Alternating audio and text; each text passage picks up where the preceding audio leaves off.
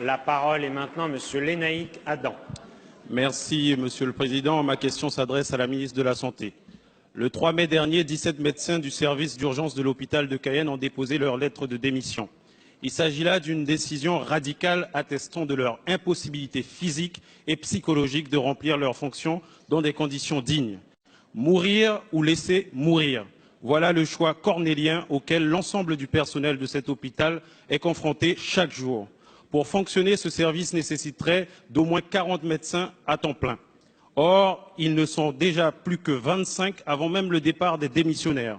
Le délabrement et le manque criant de matériel au sein de cet hôpital illustrent l'état de crise permanent dans lequel se trouve le système de santé guyanais.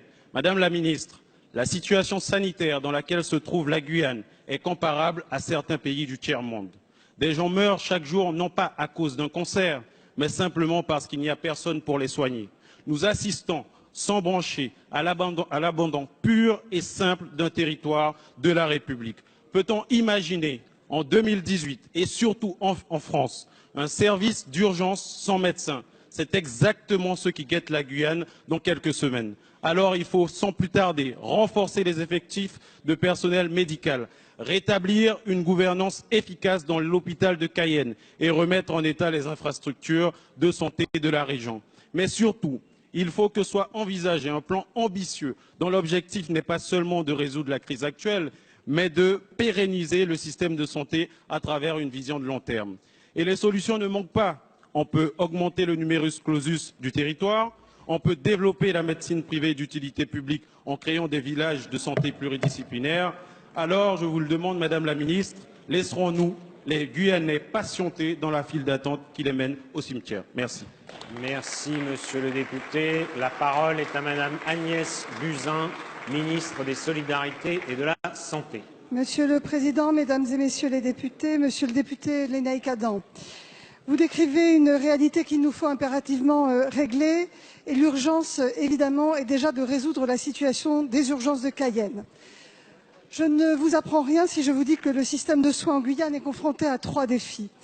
Une faible densité de population qui rend l'offre de soins assez peu variée, une offre quantitativement insuffisante qui risque de s'aggraver avec une forte croissance démographique de la population et le vieillissement du corps médical, et enfin des moyens qui se concentrent dans les agglomérations. Cette situation explique en grande partie le report vers les services d'urgence ou un renoncement aux soins. Le 3 mai, vous l'avez dit, sur une équipe constituée de 25 praticiens urgentistes, 17 ont présenté à la direction de l'hôpital leur démission. Cela survient dans un contexte de vacances de la chefferie de service depuis 1 an. L'ARS et le ministère se sont immédiatement saisis de cette question et ont travaillé avec l'hôpital sur un plan d'action. Les médecins libéraux ont été sollicités et participent maintenant à la régulation médicale. Le service de santé des armées a également apporté son concours en réalisant des gardes à l'hôpital. Le ministère va mobiliser la réserve sanitaire. Les services de la préfecture se sont par ailleurs engagés à titre expérimental et dérogatoire à faciliter l'entrée sur le territoire de médecins étrangers. Le Centre national de gestion des praticiens a été mobilisé, ainsi que l'Assistance publique des hôpitaux de Paris, qui assure un partenariat avec le centre hospitalier André Rosemont. Enfin, nous avons créé dans le plan Outre-mer 100 postes de spécialistes pour les Outre-mer qui seront répartis cette année. Je sais toute l'importance de ces sujets pour les Guyanais et l'attention qu'ils suscitent chez vous. Aussi, vous pouvez compter sur mon total engagement auprès de votre territoire. Je vous remercie. Merci, Madame la Ministre.